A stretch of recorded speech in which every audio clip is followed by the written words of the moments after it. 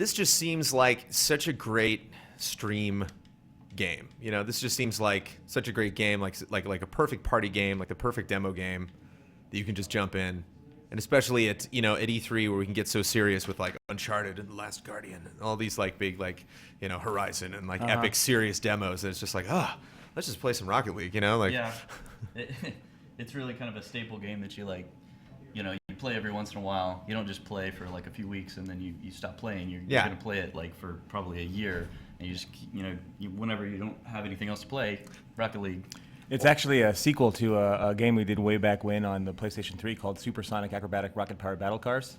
Nice. And we've shortened it now, a little bit easier to remember. But the fact that we still have people today, 7 years later, still online, still playing that game in groups is proof that the game has legs. And that's actually why this game exists, is because we wanted to give back to these people that have given us 7 years of their life, give them an updated version of the game, lots of new stuff, lots of cool stuff.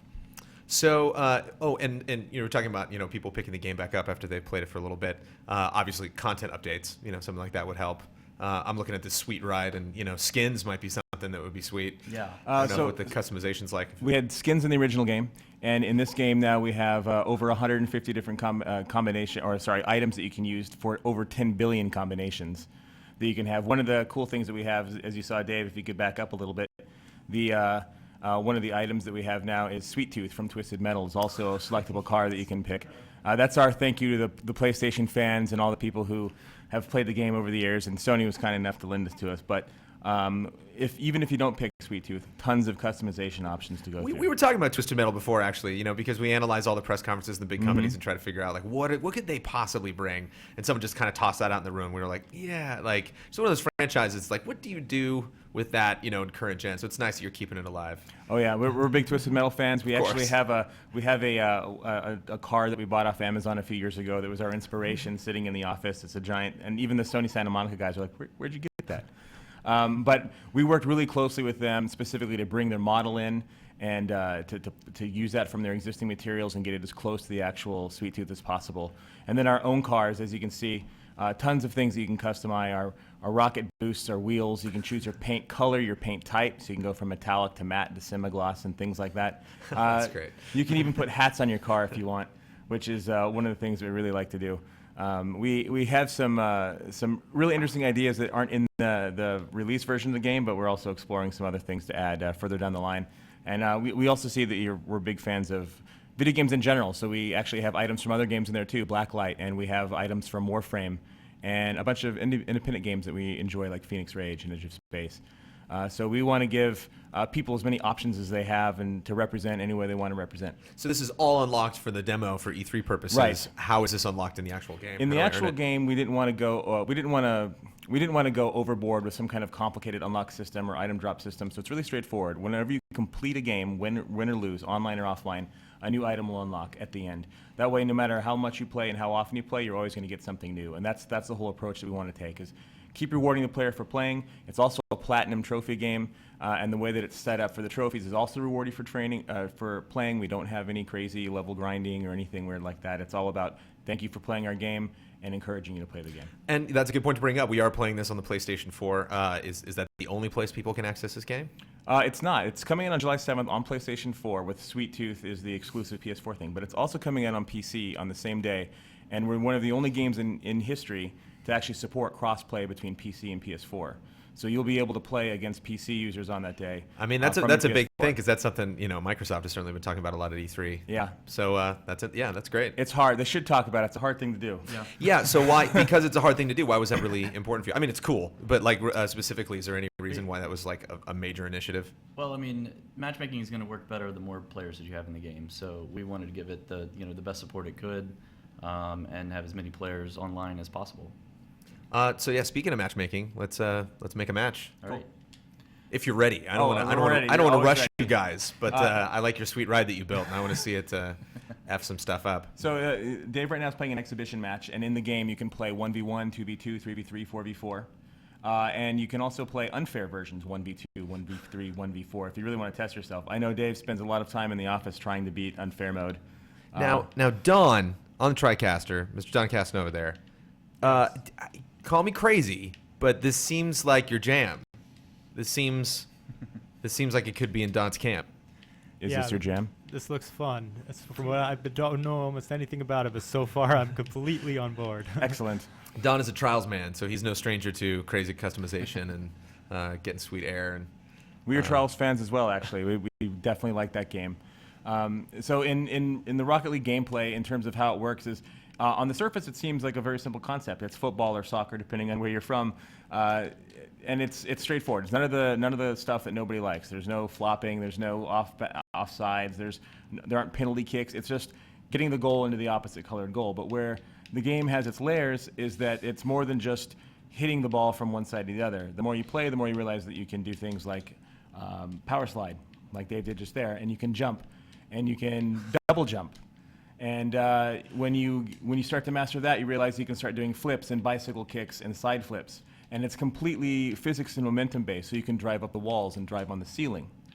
And if you're really good, you can even fly through the air. And so that's one of the things that we're really hoping that players discover, is that the more they play the game, the more that they can realize they do. And for us, it's been one of the big inspirations, is watching our community play in our beta and watching them do things we didn't even expect them to do. We didn't even plan for them to do. And that, as developers, those are the moments that we really live for. Have you talked to FIFA at all? It'd be great to have like an Argentina logo on the back, you know. It would be. It's we've had discussions amongst ourselves how great that would be, but so far no official licenses. So do you guys have a history with soccer? I mean, how did these two things? This guy. Okay, yeah. How did this mesh? How did this happen? I've always loved soccer, but we started out actually making a car combat game, and we were trying to look for different kind of game modes we could use with the car, the rocket car concept.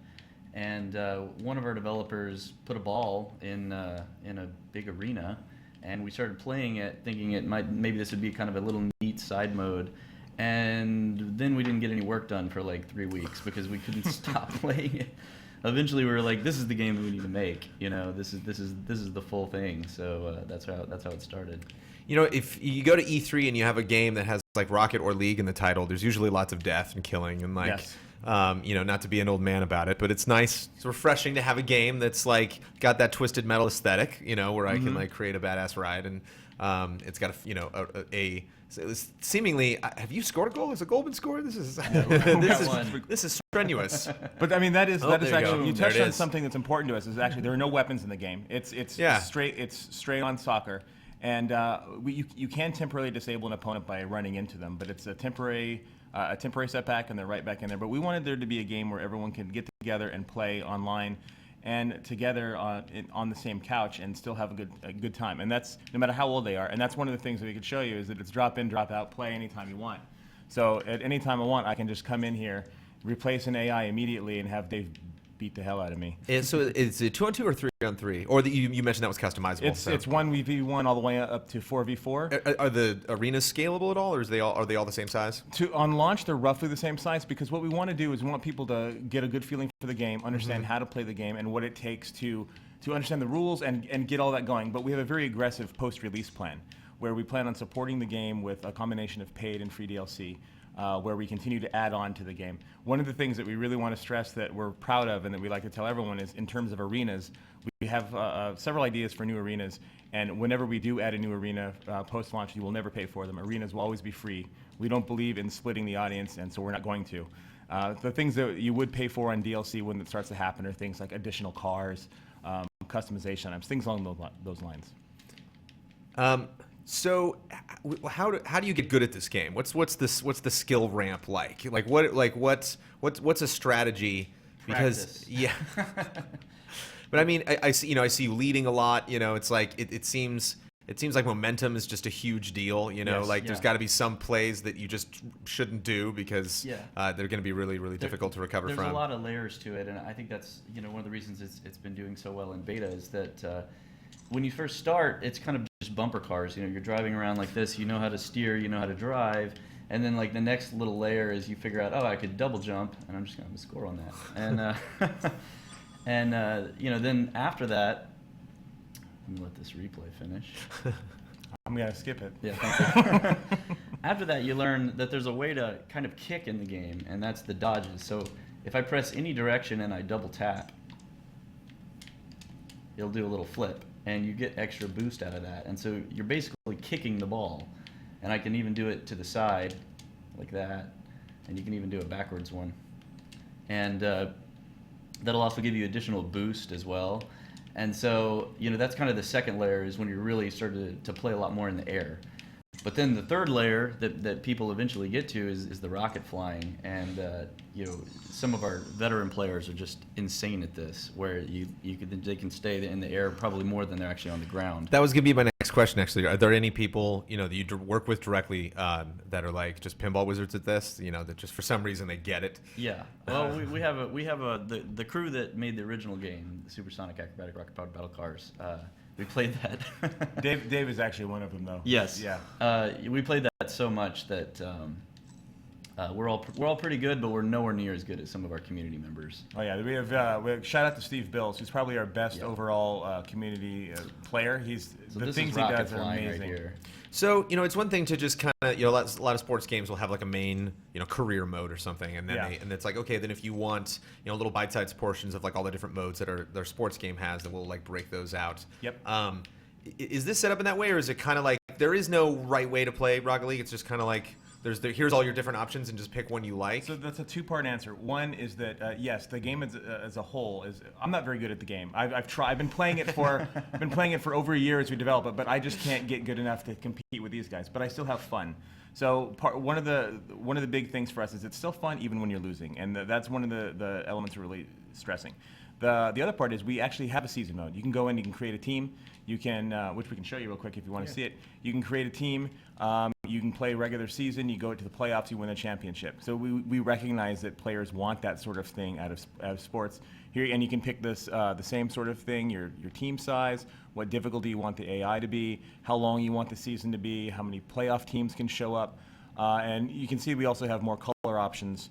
In the season mode than we do if you play the typical head-to-head. So we're trying to give players as much as possible. We also have additional things like a replay editor, where you can bring any game that you've just played into the replay editor, watch it from any angle in the stadium, then use PlayStation Share to cut it up, put it on YouTube or wherever you want to stick it. So we're trying to give players as many options as possible and show them as many avenues as possible. Let them play the game they want to play. We even have, just for the hell of it, even though we're a console game, we have completely customizable controls. So if you wanted to go that way, you can change your camera height and your FOV if you wanted to. I mean, we're trying to give players as many options as possible so that they can have the experience that they want, not the one that we say they should have. So what's your favorite mode? What do you think just harnesses the pure essence of the insanity that's possible in this game? I like 2v2 online. A lot of people like 3v3 a little bit better. Most people hover around 2v2, 3v3. 4v4 gets crazy. It's almost like crazy bumper cars. And 1v1 is almost like a different game. So it really gives you a different kind of feeling than playing the other. Well, the big thing, I mean, there are parts of this game that can get really frenetic, and you obviously want to like keep that going as long as you can, and that would increase the overall enjoyment of the gameplay experience. But I imagine like if you have two, it maybe like increases, as opposed to three, the chance that like when that ball does what it wants to do and goes off in a crazy direction, that nobody's going to be over there. Yeah, it's much more about your personal skill, winning the match, as opposed to just what came out of the chaos. And so when you upgraded to pro, 2v2 status, you look back at 3v3 and you're just like, I'm on a whole nother level now. Yeah, well, at least 4v4 is really the crazy one. I think 3v3 is pretty fun. Yeah, 3v3 is we consider the standard mode, and then 4v4 we kind of nicknamed Chaos because it gets pretty nuts. This is actually 4v4 too. We've set it too, so you can see it. It's in a different time of day, and my favorite game mode, if you're curious, is any mode where I'm playing someone who hasn't played before, because it's my only shot. There you go. My only shot at winning. That's why you're feverish to demo this game. That's right. I'm like, who's first? Then yeah, if I get to play this before you guys take off, then we'll play. Yes, maybe perfect. you can commentary. So yeah, the arenas. What is this environment inspired by? We're like outside of a futuristic city. Yeah. So this one actually, we have different inspirations from different places. This one is in sort of a training field located just outside a train park, which was a level that we had in Supersonic Acrobatic Rocket Powered Battle Cars, and this takes place just outside. And we brought that stadium back for this as well. And this is more like a practice park area. But we also have full-on stadiums, both U.S. style and Euro style stadiums. And we have some other cool stuff that we are already planning on working on to release post-release that we think people are going to really like, especially if you were fans of the original game. And just apologies to everybody in chat. We have a very strong Europe audience for game trailers, and football. I'm sure. Well, see, that's the thing is we are a U.S. website. We are in the U.S. currently, and that's just what we call it. Yes. But I realize that makes no sense. I realize it is a game that you play with your feet. That's the rule of this game, that you need to play with your feet. We can kind of get away from it, just I think technically, because the cars don't have any feet. So maybe there's that. And then also internally, sometimes we call it soccer. Oh. Yeah, really bad pun, but that is what we call it. Oh, that's sometimes. really great. Yeah. Why did you call it that? It was too punny. With like an exclamation point. Yeah, soccer, all caps. So how has E3 been for you guys? How what kind of exposure do you guys have you gotten at this show, and what was it like preparing for it and showing the game off? It was really great. We're in Sony's booth right below their giant video screen, which is great. So people who walk by see us right next to the Nintendo booth and right next to Sony's own booth, and we're next to some really good games like I Am Bread and Galaxy, which are also really cool indie games. And on top of that, we for a very few milliseconds, we were in the Sony press conference during their I saw video it. No, roll. I mean we're game trailers. I'm an editor by trade. You know, I was an editor long before I tried the hosting bit. I picked those up. I love that stuff. When you have, especially with the independent games, because that's the really weird stuff. That's the stuff where I can show you something and you really don't know what you're looking at. And so, you would see a game like this, and you can hear the conversation later. Like, what was that with the ball and the cars? Exactly. Like, what happened? And if you hear three guys screaming their lungs out when it showed up on the live feed, that was us. Yeah.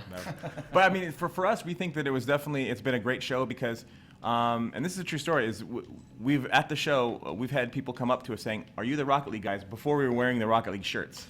When we were in regular clothes without our special branding here. And so the fact that we've now reached a point where fans who are just going to see video games recognize that we're working on this game tells us that means they recognize the game as well, and which is all we wanted. We've always felt that this is a game that people have fun with and that they'll really enjoy, and the trick was just exposing it to them and letting them become more aware that it exists, because the community for this game is fantastic. They're really welcoming people. They love to play. They do whatever they can to welcome new players, and so the fact that we're getting so much recognition now is a big deal. So when you make a new car in the game, what's the mind process there? Like, what's the goal?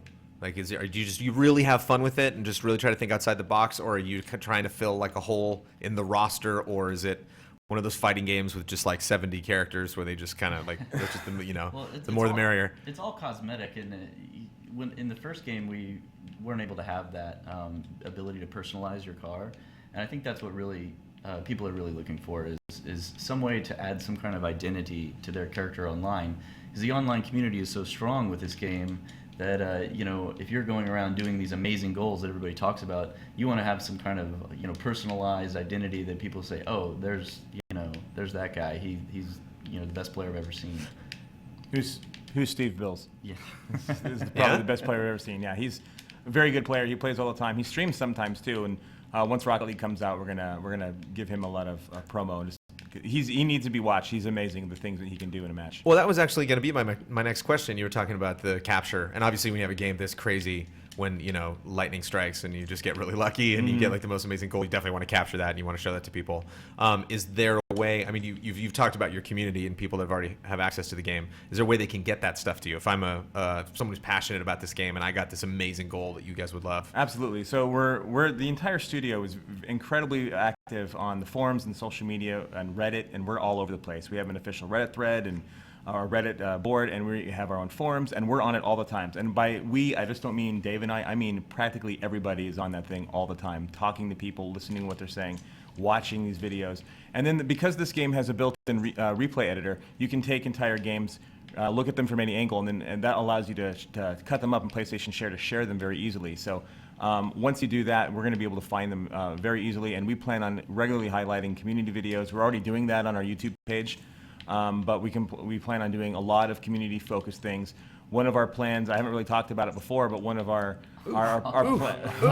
plans when we come out is actually to take some members of our community and use their streaming keys and put it on our own streaming channel, so people can have an official venue to watch some of our better players play. And we've been talking to some of them quietly, but I guess it's not so quietly now. But it's one of the things we really want to push. We love watching our community play because they are better than us. And the things that they can do inspire us to try to figure out new ways to impress them. Have we talked about spectating? Is that a thing? Is that a So possibility? it is a thing. It's not a thing on launch, but it is something that we've been talking about. So part of our aggressive post-release plan is once this, because we'll add features to a game forever. Our biggest challenge as a studio is we want every game to have everything in it. And so we just need to say, okay, let's release the game, and then we can add features afterwards once we know what everybody wants. And that's our strategy. We're going to take this game that we think is in a really good spot now, release it, and find out what the community wants. But things like a very structured tournament system, a true spectator mode, these are all things we're actively looking at and are looking at for post-release. So I'm going to go to chat. You know, you guys have heard a little bit about the game. I'm going to have them throw some questions at you. We already had some good ones. One guy said, these guys are genuinely, Bosmansel says, these guys genuinely seem really into the game, which is awesome.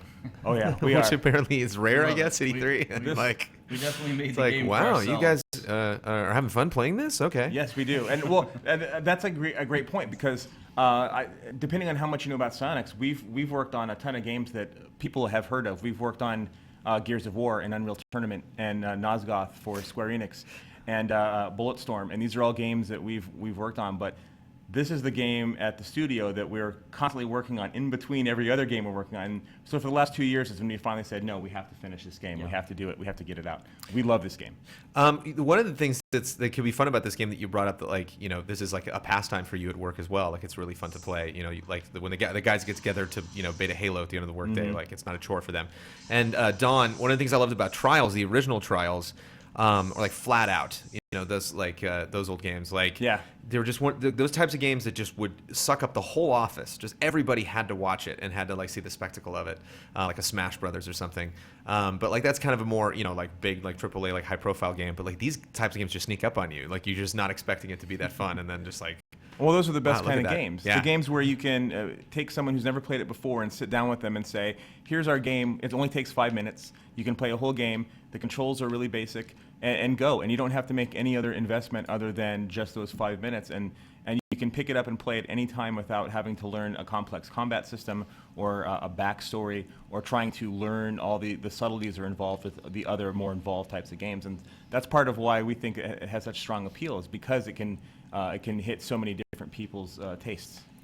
somebody brought up a good point that I didn't think of. Bigger car, bigger hitbox, right? That's I true. mean, Sweet Yeah. Tooth's a big box, you know. So like, is that advantageous? Is there any way to like To some work against it? extent.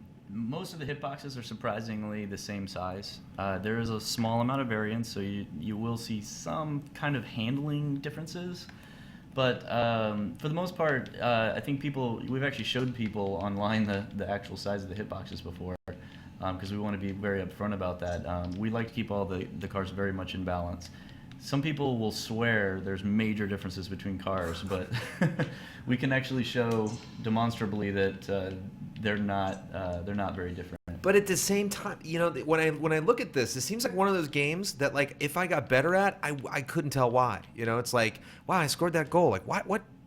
Was that luck, or am Yeah. I actually like, you know, getting better at this? So I can see Yeah. people that are, you know, are superstitious about Yeah. things because Yeah. it's just like it just worked, you know. On But a it's- Tuesday, I'm just amazing at Rocket League. It's all skill based, and that's our focus. That there's not a single stat advantage or anything. All the cars are the same speed. They're the same. They have the same stats because there are no stats.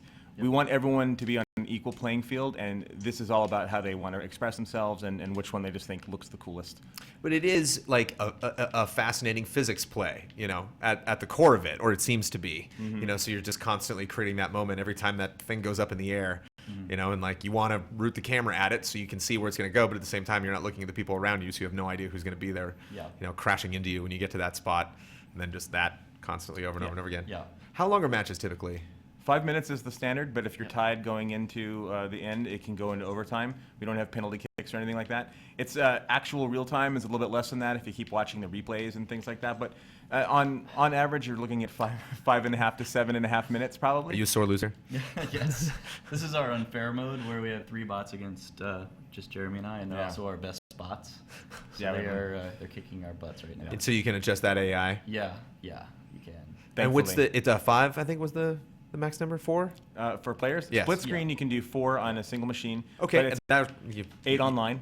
And you can also take 4 split screen players and go online and play 4 other split screen players if you want, or 2 players on one machine, 1 on another, 3 on another, any combination thereof. It's up to 8 players.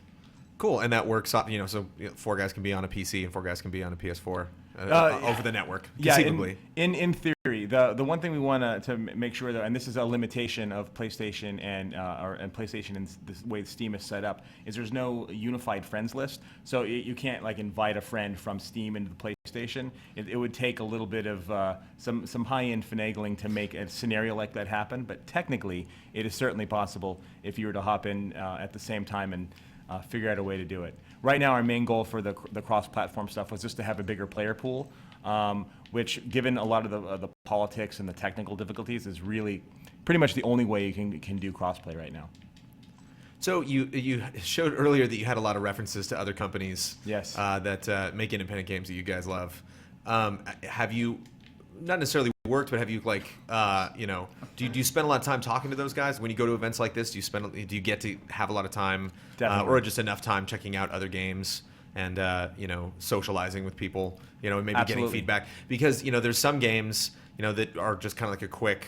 What Remains of Edith Finch, or there's just like a very linear specific demo, and then this, which is just it's gonna be different every single time. You can play it for an hour or 2, we Yep. plan to, or you can play it for just 5 minutes. We talked to so it depends on the game, and we've talked to it's everything from something cordial like, we think your game is cool, can we put you in our game because we think it's cool, to and that's it, and they're like, sure, to things where we have very involved long conversations, like the Sweet Tooth, for example. Long process. We were working on that a long time. We worked very closely with Sony Santa Monica. We took their original model that they've used in the last Twisted Metal, and we brought it into our game, and we did everything we could to make sure that it ran well and that it looked exact as possible. And then we have Warframe items, and we talk to those guys all the time. And the Blacklight items, we have lots of cool things planned with those guys. So it depends, but we're all game developers, and that's one of the advantages of doing the cross-promotional things, is we like each other's games, and it's easy to talk to another game developer about your game, about their game, about games in general, and so it's actually a pretty natural process. And we'll tell you here on the broadcast right now, if any independent game out there is interested in talking to us about it, we're absolutely open to talking to anybody out there about maybe getting some of their stuff in our game, because we like to help pay it forward. There's a lock on to the ball, right? I'm just Yeah. that's sinking in right now. You can toggle that. It's Okay. called ball cam, and you can toggle that back and forth. So I'm one of the players that likes to play with it on almost all the time. Mm-hmm. And some people toggle it constantly. Some people play with it just straight in front of the car. Yeah, I imagine I'd go back and forth. So is it something that you tap and then it's on, or can you hold it down and have that? So you can change in the options to where it's a hold down. Sweet. But Sweet. by default, it's toggle. Yeah. I think I'd be a hold down guy. Yeah. I appreciate having the option to A change lot, that. a lot of the older school guys like the hold down, and that's why we put it in there. Is specifically for them. Who are like, yeah, we want that. That's the thing, Don. That's the thing. Now that Ian's gone, I can talk about Dark Souls. That thing about Dark Souls, man, it's got that click lock on. And it's like if it had a hold lock on, that'd be great.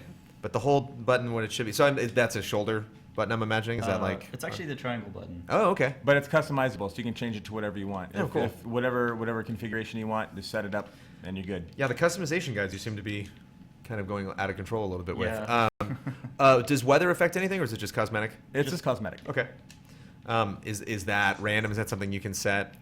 How much? What's the variance so- there? You mentioned day and night for the arenas. We have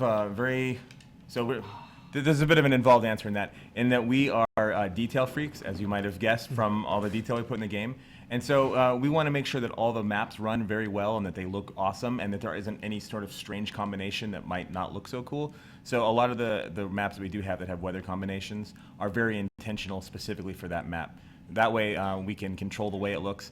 And so instead of saying I'm going to pick DFH Stadium and then have 4 weather options, you have DFH Stadium and then one other weather option that we've decided because we think that looks the best. And we do that specifically for performance reasons. We really want the game to run as well as possible. And when you start trying to introduce tons of different variables, especially when you have something with like particles and weather, it can create issues. And what are the numbers? I know can be kind of fuzzy, while you guys are in development. But like, let's get some numbers. What about like, arenas? I mean, skins, cars. 7 arenas, 10 cars plus the Sweet Tooth as an extra if you're on PlayStation 4. We have 150 items that can be unlocked, 10 billion possible combinations. We have those are fun numbers to figure out. Oh yeah, that was do the math. You're like, whoa. I remember that day well. We were going, wait, is this right? And we did it. We had a whole bunch of different people doing the math. Like, it's right. We have 1v1, 2v2, 3v3, 4v4 matches, plus the unfair mode that Dave and I are getting destroyed in now. We have training mode, practice drills, free play. We have the season mode that we already talked about. We have the replay editor. And we have a countless number of fans who are behind the game, which we're really happy about. Now, you guys went just the alpha beta route. Did you do early access? How was this revealed? How did people first get their hands on your game?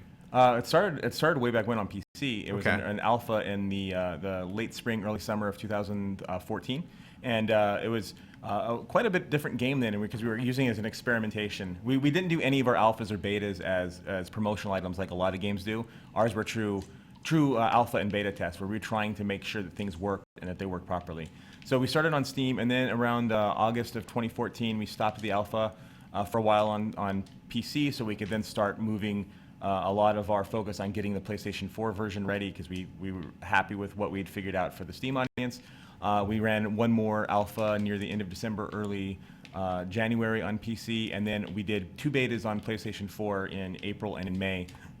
Pardon me, they lasted for about 3 weeks total, and they were invaluable. They gave us so much good information that proved that our matchmaking works, that proves that our servers can handle people playing the game, and the bugs that folks did find, it was great because we go in and we fixed them, and this is now the result of all that hard work. And so we're coming out in 18 days. July 7th is when this game comes out. Congratulations, guys. Thank you very much. So there isn't going to be another beta. I know a lot of folks have been asking, is there going to be another beta? There's not. But when we come out in 18 days, the game is going to run very well, and we're very happy with how it works, and we think people are going to like it. So were you guys on a strict schedule? Like, would you have liked to have had another beta, or were you able to kind of pace out how you were given your community access to this game leading up to launch? Well, that's a complicated answer because well, we got a lot of time, guys. Let's get into it. We definitely would have liked another beta in some respects, and in other respects, no, because the longer you're working on something, the longer you have a reason not to release something. Yeah. And we, like we mentioned earlier, we really wanted this game to come out. We've been keeping this from our fans for a long time, and we need to release the game. We need it to come out. We need to find out what people like in the real world and what they really think of the game when it's finished and released, and what they truly want us to add to the game. And so that was very important to us. Technically, we think the game is very sound and it's running well. And there's always a reason to test. You will always find reasons to test. There's always going to be bugs and stuff. But for us, the timing is right now to say, pick a date, July 7th, and we're going for it. Yeah. I know this is probably a company policy, maybe not to get into stuff like this, but like, what are some sweet bugs? This looks like a game that would break in really weird ways. We actually had a bug in the beta where gravity suddenly became horizontal, and as soon as kickoff happened, the ball just went straight in the goal, and everyone's cars went straight in the goal as well. That's not a new mode. You guys don't see a future there for that? Like that's not maybe in the future. That was maybe one of the things I was going to ask if the gravity is adjustable, because it looked like it was a little more floaty at certain times or something. It's so fun. It's not at the moment, but it is something that we have discussed as being a future possibility. In our alpha, way back in the early alphas, we had what was called mutators, and we used those as ways that could alter various aspects of the gameplay. We haven't abandoned the idea of mutators. But we wanted people to get the base idea of the game first and to understand it before we started adding some of the more wild and bizarre things to the game. So once that's definitely not something that we would rule out, and it is very specifically something we've talked about before, but nothing specific to announce. This looks fun. Are you able to actually, at some point, I see you going up on the walls every once in a while, can you somehow go so fast that you can travel across the ceiling to the opposite side? I'll show you in a minute. You can get about halfway. Oh, cool. With a full boost. This looks fun. Con's getting into it. This is the kind of thing, like, you end up sometimes just messing around for hours just trying to see what kind of physics things you That's can pull what out. I love, is just a game with a fun physics system and speed. Look at that, where you can just play around. If you go fast enough, you can also destroy other cars to temporarily disable them to get a quick advantage. Do I just stop in place and get stunned, or is that like a respawn situation? You'll explode, you'll disappear for about 3 seconds, and then you come back. Right where you exploded? Right where you exploded. Oh, okay. Or no, sorry, right around that zone. It's like it's near the goalish area. So, you know, even a franchise as sacred as Mario Kart wasn't afraid to get like BMW licensing. They're Nintendo though. If Ford came along, or if somebody came along and were like, we want you to blow up our cars. Well, I'm sure as unlikely as that is. When Nintendo signed that contract with their golden pin, I'm sure that was our pins are still Bics. But we would definitely be open to. I mean, I think we've shown in the game that we're definitely open to teaming up with anybody and helping out, because we love games and we love stuff. We love pop culture. We love being involved in the process. So we would be open to doing anything with any number of folks. Orange, a winner is you. Just keep cleaning up. We do have. By the way, I want to mention this. We do have secrets in the game. There are secret things that you. You don't want to bring up secrets. Well, that's all I'm going to say, because I want people to look for them. But just know that there is they exist. Go look for them. There are things to find. Mouse and keyboard for this game for some reason? Is that something? I mean, obviously it would be a preference for some people, but like any advantage there, or have you found in a community like a little sect of people that prefer that? It's actually, if anything, it's more of an advantage with the controller. It's right. It's a little bit more of a learning curve to figure out how to play with mouse and keyboard. So you're not going to see that being a big advantage online. We actually recommend you get a controller if you're going to play on PC. Although some people do really, really well with it. It just takes some practice.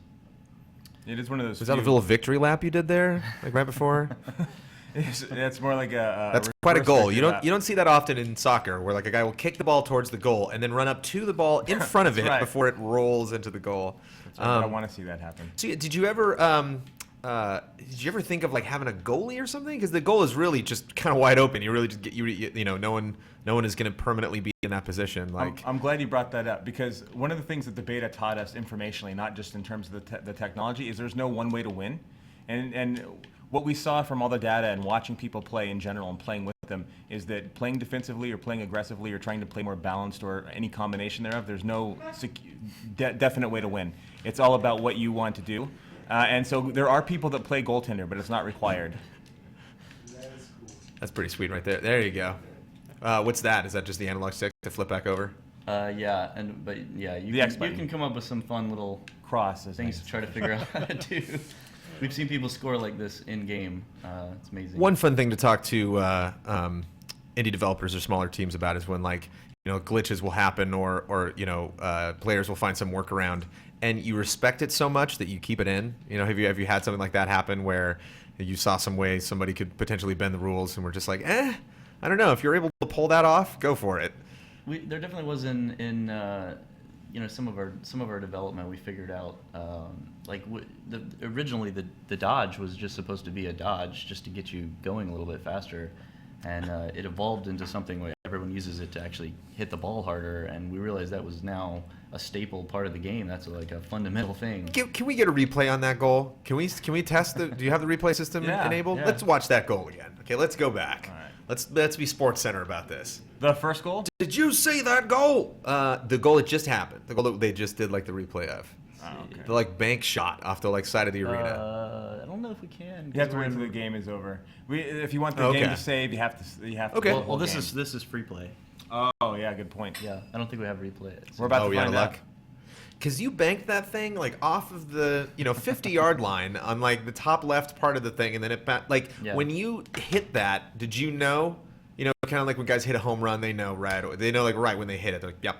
When you saw that thing headed towards the corner of the arena, were you like, oh yeah, bank shot, like you're playing pool? I have a general idea of sort of where I can hit it that might go in. I'd say that's probably the best I can do. It's sort of a thing in our office when someone scores a goal or about to score a goal, they do this. They point up like that. And it's one of the most satisfying things to see someone do that in the office, and then it just gets blocked at the last second, and it's fantastic. So if there's a duality to the decision-making process in this game, I imagine it's somewhere between, oh, it's over there, gotta go over there, and then, oh, I'm now over there, now what do I do? Because when I was heading over there, the ball was doing this, but now it's doing this. Yeah. What do you think's more important in this game if you really want to get good at it? Like that reaction at that last moment, to move your car or to do a jump at the last minute, or the decision-making process of like what skirmishes you should get in, or when you should just kind of see where the ball's going to go and realize like I'm not going to drive over there because I can tell it's going to come my way in about 5 seconds. There's a little of both. I mean, you've got to have that split-second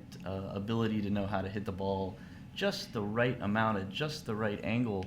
But there's also the macro game of the strategy of it, the tactics of it. You know, you learn very, I'd say fairly quickly that as a team, you kind of want to have a goalie. You want somebody who's always in the backfield watching the goal.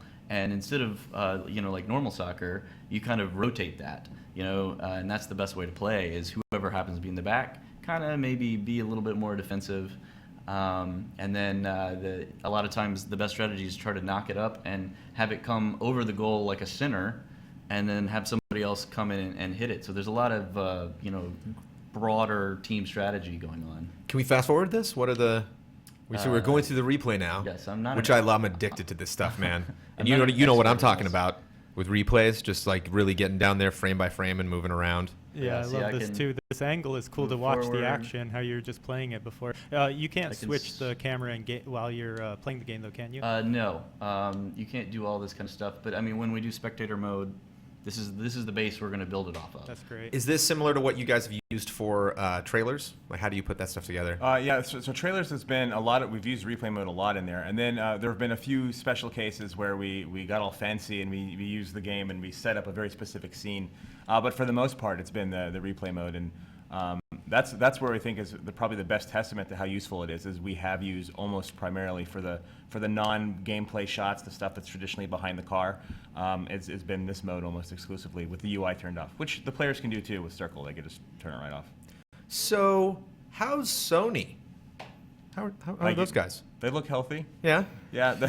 I mean, just how's it working with them? Like how was that process? Great. We're in contact with them. I speak with them probably the most of anyone. Maybe Thomas, our project lead, is the same or either slightly ahead or slightly behind. But we talk with them every day at a minimum. They're really behind this game. They like the game. What can we do for you? How can we make it so that you get what you need to make this game successful? Which is, first of all, it's a very rare thing to happen, especially when they're not publishing the game. We're self-publishing the game. And secondly, they've helped us very much in just understanding what it will take to get on their system, and they brought us into the PlayStation experience. They brought us here to E3, and that doesn't just happen with anyone. They believe in the game, and we're very thankful for it. And we like working. It was very easy, in relative terms, to move our original initial groundwork development on PC over to PlayStation 4 also, because their tools are actually really helpful and really easy to use, and it makes it pretty simple. So the whole process from moving the game to PlayStation 4 to working with them every day, Sweet Tooth is a great example, to just the fact that they've given us so much support in their events, I think says a lot of them as a company, and we've really enjoyed working with them, and we would absolutely do it again. When you go to a PSX, or you have a couple of awesome action shots put in a montage during a Sony press conference, and you mentioned that you guys are really focused on social media in your community a lot. Do you see a tick? Do you see see that pulse that just kind of sends out in the world? You do, and the thing that stands out to me the most is that it's not even necessarily what we're doing that gets the tick. It's the fact that our hardcore community itself takes that information and then starts doing what they can to start telling everybody else. They want this game to succeed. They want more players to play with and against. And so a lot of it's this big group effort is we let them know, and then they do their part to let everybody else know. It's unlike any community experience that I've been in video games for 18 years. And in that time, I have never seen a community and anywhere as dedicated and helpful as these guys. What's happening right now? This is a goalie training, and he's taking a really hard long shot, and I'm trying to block it in the air. But now you got the rocket boost? You weren't getting up that high before. Did they just give it to you for this mode, or is that like a power-up you can grab? You always have this. I just wasn't seeing an opportunity in other games, and I'm not as good at it. But, you just don't need it. Layers. At your skill level, you're past it. It's not, But that goes back to the layers thing. See, things you didn't know you could do, you could actually do. Yeah. You just need to be aware. So yeah, it takes people a while to figure it out sometimes. What all you have to do is kind of angle yourself up and rocket boost, and you can go all the way to the ceiling. So this looks awesome. I imagine when you get a little better at it, you can just almost have somewhat aerial matches a little bit. Yep, where absolutely. I like I like the respawn time too. It's nice on these challenges. So you can just, like you were saying, like to get better at it, you can. It doesn't take a while to load if you just literally want to like repeat. I'm not the best at this, but this is our aerial training. So all it will do is lob balls at you, and you're supposed to not just hit them, but actually hit them in the goal. Yeah, we need our design director Corey to show us the proper way to do aerial. That guy's crazy good at aerials. Yeah, Adam is too. Yeah, definitely Adam. Adam is I was considering giving him $50 to help me with my trophy quest on the first battle cars because they're so hard. He's like the only one I know that can actually do it. He's like, no problem. Meanwhile, I'm like, help me. So we were talking about early access, or just kind of like people getting general access to a game like for the first time, and I think there's some games that systems like that work really well for. If you're having a game like this that has microtransactions or has is a game that can slowly develop with a community. It doesn't necessarily like have to launch suddenly. And this seems like a kind of game that would be an okay model for early access because it's so approachable. Because it's a game that you can walk up to that like you can get the general concept of it right away. You can see why people are really enjoying it. Is that something you guys have enjoyed? Looking at other games that don't necessarily. We had like a spitting match the other night about No Man's Sky because Sean Murray's professed that like it's just a difficult game to demo. There's just so much going on, and here you have this fun. It's like you can sit down, you can play it, you can have quick 15-minute appointments, and there you get Rocket League and you want to get more of it. Was that intentional? Sorry to take like 5 minutes to ask the question. No was that intentional? Do you guys like, let's make a game that's a simple multiplayer game so we can really enjoy showing it off? Or is that just kind of like a perk, based on where, the game that you guys decided to make? What do you think, Dave? I mean, it's a very watchable game. That's one of the coolest things about it is you can look at it immediately and be like, wow, looks really cool. It looks really fun. It's really intense and I think seeing the depth in it is something that it takes a little bit more time to kind of explain, but that's why it keeps kind of opening up new avenues to people. The longer they play it, they're like, wow, I didn't realize there was so much more to this game than just knocking balls around a field. But at its core, let's make a fun, accessible, straightforward multiplayer game that anyone can play. It is a perk to see how many different things, ideas that people come up with, both internally and externally. And watching how the game can grow, because sometimes we didn't even think about some of the stuff that actually is ultimately we plan on putting in the game. We didn't realize we even needed to until we started seeing certain reactions from people or certain. Look at Don's face. I don't know if you can see Don's face, but look at that man's smile. Look at him on the That's good. monitor there. This is looking more and more fun. I can't wait to try it. Excellent. Thank you. Yeah. So how much? So what kind of access do you have at E3? So if I'm going to E3, I mean, if you're going to E3, you only have a couple hours left. Yeah. If you want to get access to this game, but yeah, where is this game at the show floor? As soon as you walk in the West Hall, you want to go straight up the center area. It's directly below the Sony Videotron sign, and we're right there in between I Am Bread and Galaxy, and we're right there. You can't miss us. We're right there on the walkway. We're also, for reference, the GameSpot Kind of Funny guys are right behind us to the left. So that should help give you a bit of a map. But yeah, I think there's only like 2 hours left in the show, so they literally better run. And especially in LA traffic, running would be faster than driving. And just that's a good point to bring that up. Thank you guys for coming all the way out here. No problem. We're a little bit of ways from the show, and it's so great. As I mentioned before, just like a really great palate cleanser, a great game to play to rock out. I think that's like you want to start with like the big, serious, heavy, theatrical, epic moments like from E3, and then just like focus. Now that everything's kind of like winding down. So what are you guys up to today? What's your Thursday like at E3? Like, do you kind of get used to like a rhythm of the appointments you have to go to, or is it like a whole new bag? Every other place you go to. Yeah. Well, go ahead. It's been pretty different every day, actually. 1 minute we're talking to people about the game. 1 minute we're talking to having meetings about the company and where we're going and so on. So it's pretty much like a rush around the whole time.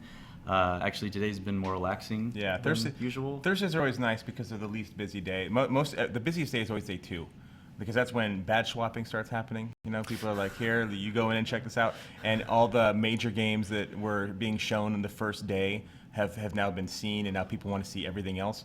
And it seems to be the busiest day. This is my 16th E3, and Thursday always the calmest. So 18 years in video games, 16 years at E3. What were you doing those first 2 years? Well, two of them I missed. One of them I was part-time in video games, and my other job kept me from going. And then the other year, what was I doing the other year? I think the other year I just decided not to go. I think it was the only year I had the option not to go, and I'm like, I'm not going to go. Sounds awesome. You know, a lot of me loves E3, but on a Thursday, as exhausted as I am, maybe it would be nice. That's what makes it just the take best it off day. to have the power. Exactly. Yeah. What do you think about E3? Your 16th E3. Yeah. What makes E3 so great from people in your position with this type of game? It's a perfect opportunity to let people who don't otherwise follow video games or understand video games or even realize that there are more than just the top 10, 20 most advertised games out there, that these other titles exist. The first 10 years of my career, I was in the media. I used to run IGN.com. And in that time, we saw every game known to man. But the E3s at those periods were always about the big pillars. It wasn't about indies or the smaller games. And then once I moved into development, over the last 6 or 7 years or so, I've noticed a good shift now in the way that people cover games in general, where they're more about, tell us more about these individual games, where you might not otherwise hear of them, and they're inexpensive, and they're accessible, and they're cool, and they're nostalgic. They remind you of games you played when you were a kid. And so for me, the thing that I take away from E3, the advantage, is it gives us, guys like us and other independent developers, a shot at being recognized by the mainstream outside of Call of Duty, and Halo and all those other titles. When do you think that shift started? Because it's something that we really expect now, especially from the Xbox and the Sony press conferences. One of my favorite recent Sony moments, other than the 8 amazing ones that we got this year, was when they brought 6 independent developers out on stage and they all demoed their game simultaneously. And they did more indie love. You guys were included at the Sony press conference this year. Microsoft had a big montage showing off all of the ID at Xbox stuff. When did that start? Was that a decade ago? It was a gradual shift, and I think I think it's because of the success of games that weren't supposed to be successful as they were. Things like games like Journey helped, and games like Minecraft. Even though it's a massive, monstrous thing, it sort of came out of nowhere. If you're looking at the games from a mainstream perspective, where you have all these franchises that are entrenched, and then all of a sudden this game out of nowhere just starts showing up on YouTube, and your friends are talking about it, and now you're downloading it, and look at all the things you can do. So it's been a very small movement towards this, and that now in the current systems, the current climate of video games, where PS4 and Microsoft are really embracing the idea of independent games, because it's easier for them to get more content. It's a way that independent developers can now strike out without needing to spend tens of millions of dollars to work on a project.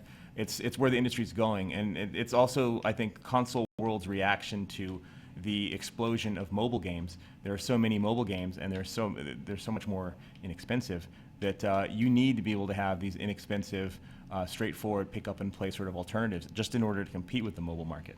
One thing that I got to admit I really like, but I'm curious if it would be nerve-wracking or frustrating from a developer perspective, but I really love having the game available right now, strutting out on the press conference stage, showing some crazy game I'd never seen before, and it's oh, that's really exciting. I love that team. I didn't know that was their next project. And then the 3-pointer right at the end of it, it's available on the PlayStation Network right now for free. Yeah. You're oh, I got to get that. Yeah. But at the same time, as a developer, you guys are we love this game. We love getting other people and working with the community. None of that, because you have to keep the whole thing under wraps. Yeah. To capture that moment. Would you be able to do that, or would you guys go insane? We would be able to do that. We just the only thing we need to do is just know that this game is good enough. I think that we could do that. Really, the process now of releasing the game is just the process itself. There's a very certain number of steps you have to do in order to make that happen. It's this very long, complicated thing we'll get into, but we would be able to, we would definitely be able to do it, and we like to do those things. But we were talking amongst ourselves, wouldn't it be awesome if at the PlayStation press conference they're here's Rocket League and it's available right now. We had this very conversation. You can get it right now. We had that conversation for months, and ultimately it didn't happen for various reasons. But we wanted that sort of thing to happen. We're always looking for those sorts of opportunities. We're a studio that likes to make smart decisions, but we also love the thrill of doing really cool stuff. And we know that because it's cool, that the fans will like it too. And so we're trying to find new ways just like them to do cool and interesting things. So we're totally open to it. A very long way of saying yes. You can take the long way. We got all day. All day. To hang out here and talk about E3. Have you talked to any esports groups? We have. About doing more with this game post launch. We have. We absolutely have. We don't have anything official to announce right now, but cool. Ooh, hey, but even saying that sounds like. But we are talking. We are talking to something's people. happening.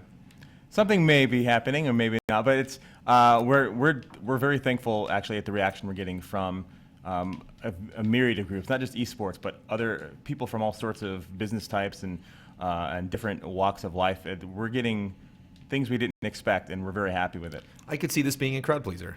That's something like that. Again, just like different, like something like a Street Fighter, very stressful, something like a Mario Kart, Smash Brothers, like very, very stressful, very serious, everybody. And then just like, what the people are playing it are taking it very seriously. They but do. You watch it and it's just like, I can't tell. Like, would you get better if you drank? I can't tell. If like I had a couple, would it would improve? Some games, some games, no. So John, you've been chilling on the couch watching all of this stuff. What are your impressions of this game? My hand for like 10 to 15 minutes, but nobody was calling. There's a mic. There's a mic right there. Sorry. Okay, so So yeah, just to introduce you to the way we do things here at Game Trailers. That's when you take that bottle of water right there and you just chuck it, near my head. okay, all right, duly noted for next time. All right, 3 questions for you guys. The first question is, if you guys had a chance to make another one of these like right away, Yeah. what would be the first thing you'd add? In my mind, I would really love to see mud on the ground. I want to see mud. I want to see dirt piling up off of it. Dave? What about you? We've experimented with that. How did it turn out? It's expensive, so it's really it's kind of like a performance challenge. But yeah, we'd like to see that too. That's the kind of thing that we're really trying to expand into with all of our maps. We really wanted the first maps to really be very pure and distill the game down to its pure like sports kind of enjoyment. And then you're going to see as we add new levels, we're going to start doing a lot of those more prototypey, interesting features. Not necessarily always perfect rectangle. There's so many things that we can do to expand the game, and our community's been really vocal about zillions of ideas. Capture the ball, capture the flag, but you got to take the ball all the way back to the other point. It's things like that. Yeah. You can do so much with the imagination of this game. I mean, it can go on endlessly. Yep. It can go on endlessly. Like our design meetings. My second question is penalties. any kind of penalties in the game? No, we've actually specifically steered away from penalties. We've tried to take Don, chime in. Thank you. We've tried to stay away from anything that would slow the game down. So that's why we don't have penalty kicks, we don't have offsides, there's no flopping. We don't do that stuff because we want people to focus on the scoring and make sure that they can play without feeling like there's a delay in the game of some kind. We don't have timeouts. There's nothing like that. It doesn't mean that one day we might have a mode or an option where that's a possibility. But at least to start, we want everyone to understand the base game, as Dave mentioned, and kind of go from there. Okay, and my third question is longest match. How long? Typically, how long do these matches last? I've seen a match go 15 minutes into overtime, which is a 20-minute match. Generally, somebody's going to score. But What are the overtime like? You Sudden guys death. add extra boosters, or you guys? It's just 5 minutes to play the regular match. If it's tied, it goes into overtime, and it'll stay in overtime until someone scores. Basically, golden goal. And usually, somebody's going to score. It's tight quarters, so. I have another thing to add to that. So the longest match I've seen was interesting. Is our last day of the beta, and our beta was over. It was the time that we'd announced that our time was over, and these guys specifically got together to try to keep the servers open by not scoring in overtime. So they were driving around and they were hitting the ball. And I don't know how. It was a while. It was a long time, and they were doing it for a while. We're like, we can't close because someone's still in overtime. So what we eventually did is that we started hopping into the stream because they were streaming it too. We started hopping in their stream and telling them, we're watching you. We know what's happening. And then we started giving them notices that something was going to happen, and watching their reactions were awesome. Like they started freaking out because they thought, what's going to happen? My account's gonna get banned. It was basically all we did was we just gave a message saying, you know, servers closed. But the build up and the fact that they were intentionally trying to keep the servers from closing because they were having so much fun, that was awesome. We had folks in the office huddled around desks just watching what these guys were going to do to see what they would do to save the ball from scoring on purpose. Okay, all right. One last question. I know I said 3, but one more. All right, so 2 months down the line, this game is already out. You guys already have a DLC plan. You guys already have all that stuff. What is the next game? Because this game looks pretty great, but I want to know what's cooking up there. That's what I want to know.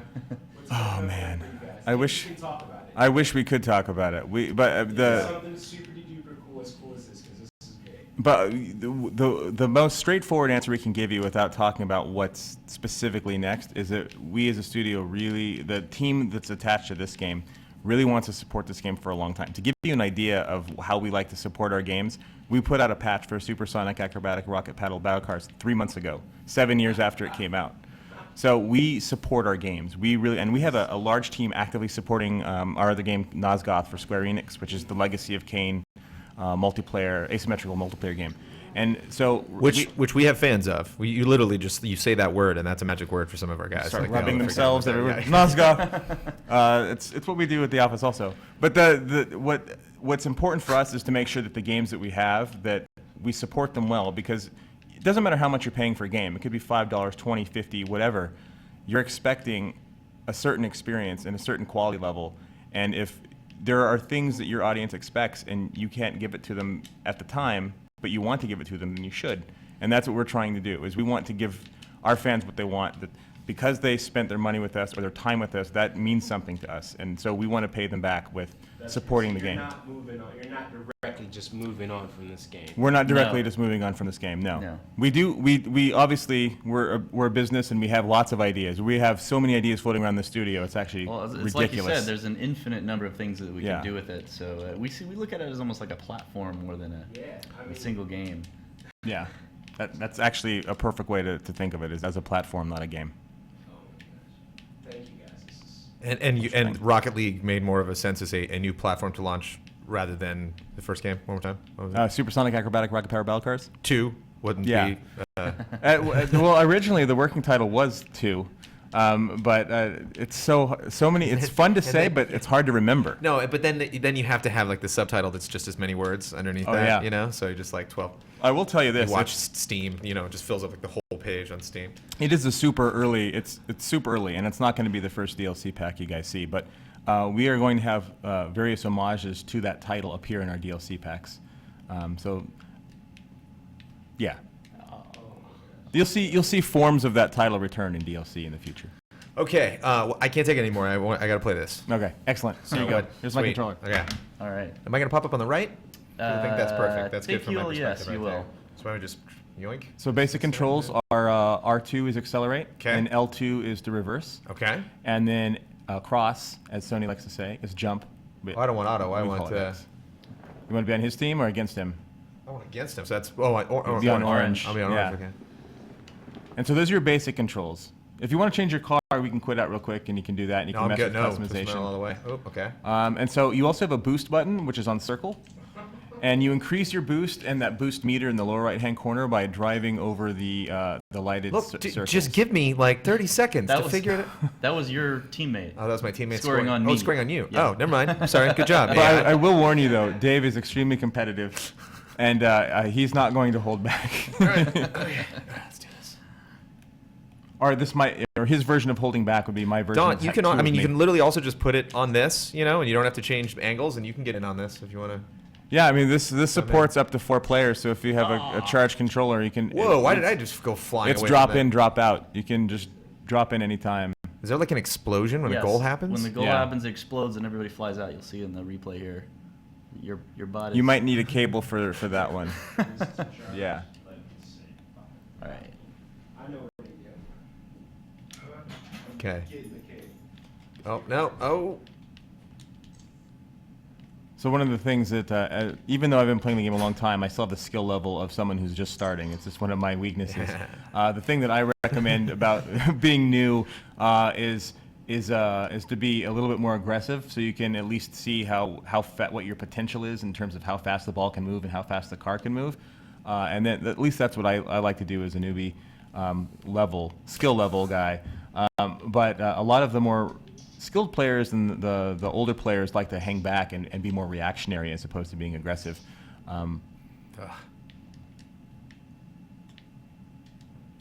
That fast. Do we have it on All-Star? Is it on All-Star difficulty? It's on Pro. On Pro, okay. What are the difficulties? So there's Rookie, there's Pro and All-Star, and then Unfair. If you put on Unfair, that's where it goes 1v2, 1v3, 1v4. Also, E3 has changed my voice. Usually I don't sound like I'm about to sneeze. Yeah, it's funny. You know, we were going to be streaming so much this week, and so there's a general concern. Like, I hope we have, enough to talk about, and I hope I, get fed well, and I hope I drink enough water. And like losing my voice, it didn't even factor that, and it's like very real at this point. Oh, and it sneaks up on you too. I felt bad because I saw some stage presentations today, and there were a lot of people that were like, "Okay, thanks for coming out and saying this game." Ooh. Well, PlayStation Experience, Adam Boyes, who's a very important third-party guy at Sony, he had been speaking so much that when we were, I was on this panel on the last day. When he came out to talk to everyone, he literally could not speak because he had been speaking so much, and which is unfortunate because he had a lot to say and he couldn't because he was just so wiped. So we're just word to the wise: don't kill yourself. It's just point at the game and say play it. Is there a button to correct myself while I'm in the air? No. You have to do that. You got to get good. Yeah. It's physics based. Some of the more advanced players though will use boost sometimes to try to change their trajectory, but it's entirely momentum and physics based. Are you all charged up over there? Trying to be charged up over here. Yeah. Did you on this system, Dave? Did we activate the third account? No, get out of my goal. There we go. No. Okay. So You can score on yourself. So very You quickly, can. you'll just have to choose the third user when you sign in. And the ones that they're using already are Rocket League and SARB PC. So the other two you could pick from. Okay, now I'm slowing down a little bit. Now I'm trying to get more methodical. Try to get nope, get out of there. Nope. Also, if you're not, one other thing I'll add for the folks at home that haven't seen that in any footage, because I don't know why I haven't done it, Dave, but we haven't done it yet. We haven't taken footage. You can change the perspective of multiplayer of the split screen also. If you prefer horizontal, Oh, yeah, you can do that horizontal. too. Yeah, it seems to be a studio preference to do it this way. But for you horizontal fans, the old school Mario Kart 1 fans, we have it in there.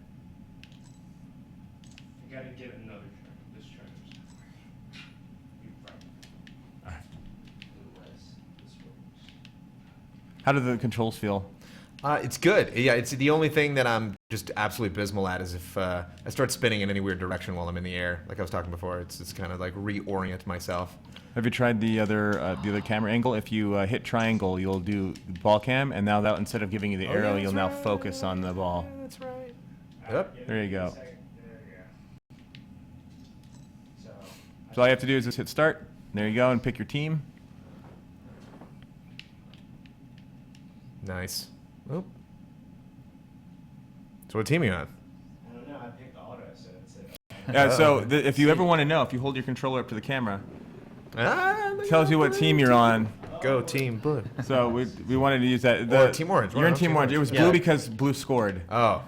So Rub it in your face there. Yeah. When you score on the replay, it shows it. But when you're not replaying, if you ever forget what team you're on, you can just look at your controller. Oh.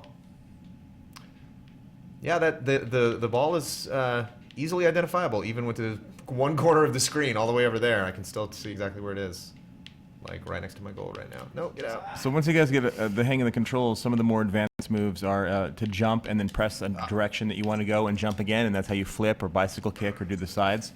And then if you want to do a power slide, that's the square button. Ooh, good recovery there. Oh, look at that. Oh, and then he sweeps around. Look at that. That was you, right? Yeah. That's not AI yeah. pulling that off. I mean, you might have good AI, but that's not. I mean, that's Yeah. crazy. Although our AI is pretty good. It is. We actually had to explain to several people online that they were playing against AI. We were getting during the beta. We were asking if we were going to have bots, and we're like, "You've been playing against bots," and they're like, "Wow, really?" And yes, which made us feel pretty good. But that's part of the advantage, we think, of the drop in, drop out. Oh, man, that's fun. Whoa. I didn't even see that happen. All right, watch the replay. It's okay. I don't need to see it. I'm fine. So this is a debug unit, so we have to whitelist the IP, which means that we can't go online with it. But if we were to go online, Disgusting. if we were to go online, you'd be able to, if you wanted to, in this exact same configuration, play against up to 5 other players with no problem. You just have to go straight into matchmaking. Wait, what? What the? Hold on. I'm answering a question here. That's, get a turbo pass. Come on. that's just like a free throw, you know? That's just like, what is it in tennis? You just spike it. you know? Oh, I think it is a spike, right? Overhead slam. So, Don, you going to get up here and do this or what? Yeah. Yeah, man, whenever you're ready. I am slightly getting better. I'm getting more aware. I'm feeling it. Nope, get out. Nope. Have you tried experimenting with driving on the walls yet, or the ceiling, or using your boost? Yeah, the how do I get the boost back? So the booster, if you see the lighted circles that are on the ground there, that's what you want to drive over. The final piece of the puzzle. Yeah. Yeah, I'm just going way too fast. It's like tough to. A control right over there. It's tough to know when to slow down. Oh, we're all getting in. You'll need to charge it though. I believe that one needs to be charged. Whoa.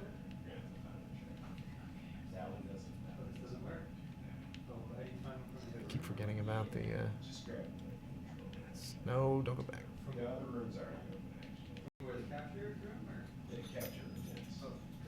No, no. Ah. Yeah.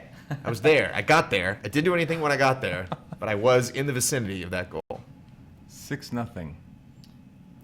What? Whatever. I'm not counting. It doesn't matter. If you score 6 goals in the final game, that's a trophy, actually. Just Oh, to let you okay. know. And so if you're curious, score 6 goals in a game. It's called Helen's Pride.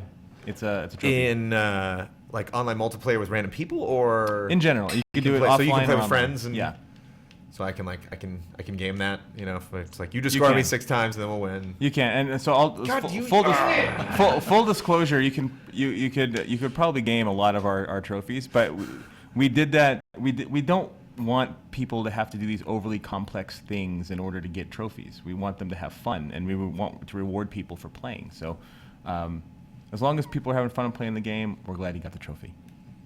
I'm having fun. It's tough to keep up with this. Only 5 seconds left. You should go take them to DFH Stadium, which would be perfect. Well, I can lower the bot skill too. Yeah. Although if he comes in, then there won't be any. Thank you guys for throwing questions and comments. Sorry we don't have somebody specifically in the chat right now. Do they have anything specific they'd like to know? We've Wow, E3 really did change my. And next up, this old hit from Genesis. yeah.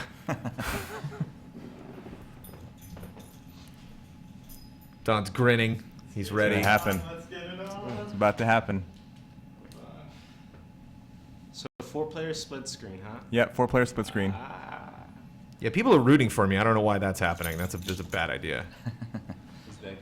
I mean, do you get phenoms? Do you get like Absolutely. hustlers? People that come up and they're like, "Oh, Rocket League, what is this? I've never played." And then just like, they just drop the controller. and That walk hasn't away. happened yet. Most of the fans who are fans love telling us they're fans, and we're glad that they do, because then we know that we can just play against them and have fun. Which one do I join? Just do auto. We'll see what happens. I'm on And remember to check your controller. I think you're blue. You're on the blue team. Yeah, you're on the You blue press in the right stick, it'll show you behind view, and I kind of use that to figure out who I am. team. We just both jumped over it. Ah, got it. That's good. The other way to think of it is the cars on the screen right now are either blue or orange, or different shades of it. So. No, get out of there. Come on! No! Come on! Yeah. I just hit it into my own goal. Yeah, baby. Sweet. Let's watch the replay of that one. That was totally So- me. This was me jumping right. So yeah, there. for reference, it looks like John, we're on the same team. Yes, we are on the same team. Ah. I see the how attempt could to you, block John? it Oh, right there. Could you, John? it's terrible. I thought we were gonna get Team John Don, but it didn't happen. All right, here we go. Here we go. So for you guys over there, Oh, that. If- Yeah, get it over. Yeah. Get it over there. Wait. Get back. Get back. if you want to change your camera, just hit triangle and you can toggle between behind the car and ball cam. So what racing games that aren't car combat games do you guys like? Like what? If I've played. Here we go. Well done. Personally speaking, I love the Burnout series, and yeah. and I like trying Forza Horizon quite a bit. Cool. I played the hell out of the Fast and the Furious, but even though it's Fast and the Furious licensed thing, I played the heck out of it. I got to check out a little bit of Forza today. Forza And, 6. yeah, and I dug it. It looks really good. The weather effects look really great. Yeah, they're a really good team. They definitely know how to make card games. No, get out of there. No, I scored on my. Come on. You're just loving it He's every minute. really good. I mean, he's doing trick shots.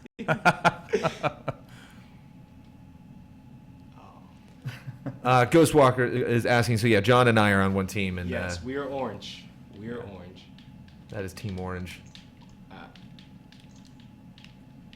not proud of it, but got 4 minutes to change things. All right, here we go. Okay.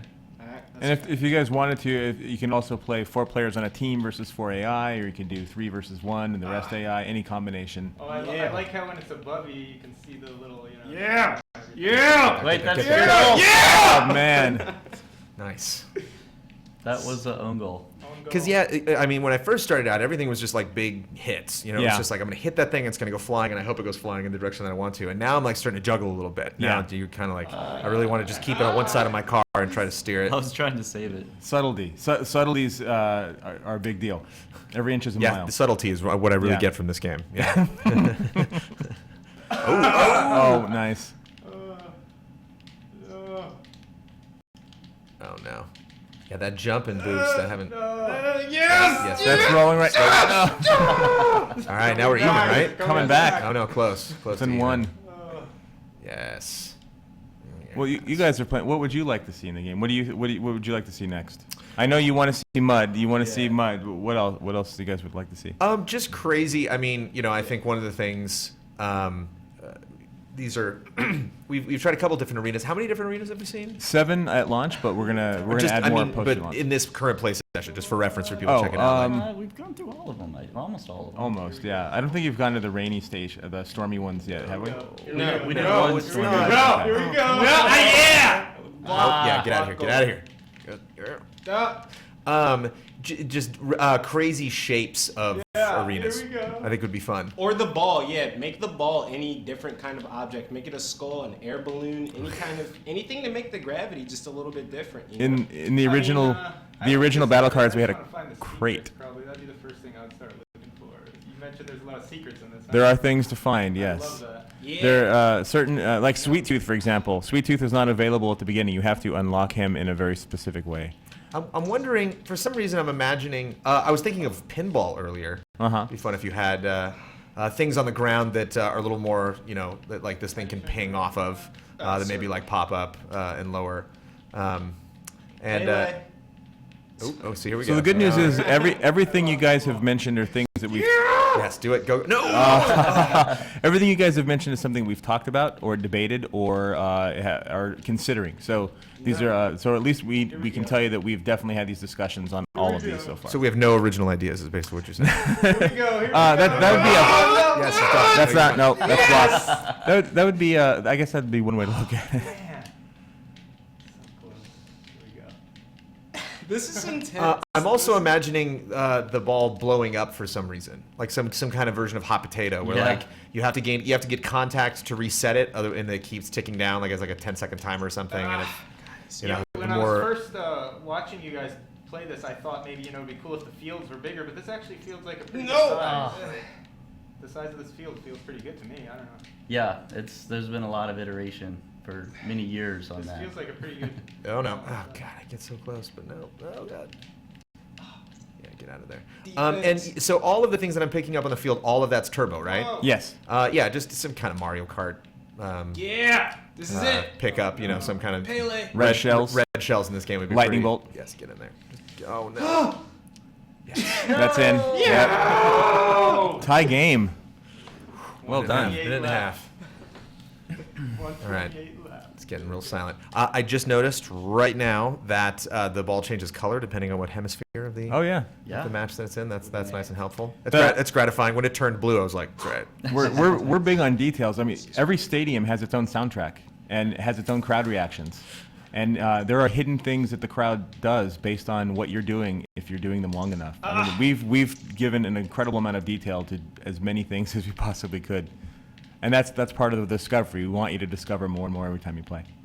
What's the story here? You know, am I a young, you know, Lightning cocky McQueen? Rocket League player? That like my dad died in a match, you know, and I'm just trying to, you know, We've relive his legacy, do my dad proud. we have if you notice we tint all the windows. You can't see who's driving. Yeah. And we have I mean, no, we know who's driving my car, you know, but Oh, okay. yeah, everyone else is anonymous. we have very intentionally not said what the backstory is. Oh man. And we likely will never say what the backstory is. We want people to we want people to come up with their own. Yeah! Good save. Let's go. Finally, I'm effective. Come on. Oh, was that you that blocked? That was my block, baby. Oh man, that was brutal. Are you driving in reverse? Dave? So we got to get we're gonna get overtime, right? I've been playing backwards this entire time. Yeah, think about that. Dave's been playing backwards the whole time. It's gonna be your first hour-long match right here. So it's gonna be. I thought it would even out. Where is it? We got it, Brandon. No, I can't. I can deflect, but I graze it every time. Like I go right alongside it. Turbo. No, get out of here. Get out of here. Okay. Slow down. Get in for no. Oh. Overtime. Yeah, okay. All right. All right, Okay, this is sudden death. Okay. Here we go. Oh, Yep. That's where we want it to go. No, Yep. too No. high. Get back here. Get back here. Yep. No. Oh no. Oh, is that going to Uh-oh. bounce in? It's going to bounce in. Oh no. If I have something to say about it, get out of here. Oh, that was close. Okay. slowly picking it up. Reverse is huge in this game. Yeah. You need to be able to reverse. It's No. Oh, that's Yes. in. There you go. I zigged when I should have zagged. Well done. That was great. That was great. Excellent. That was really fun. So that is a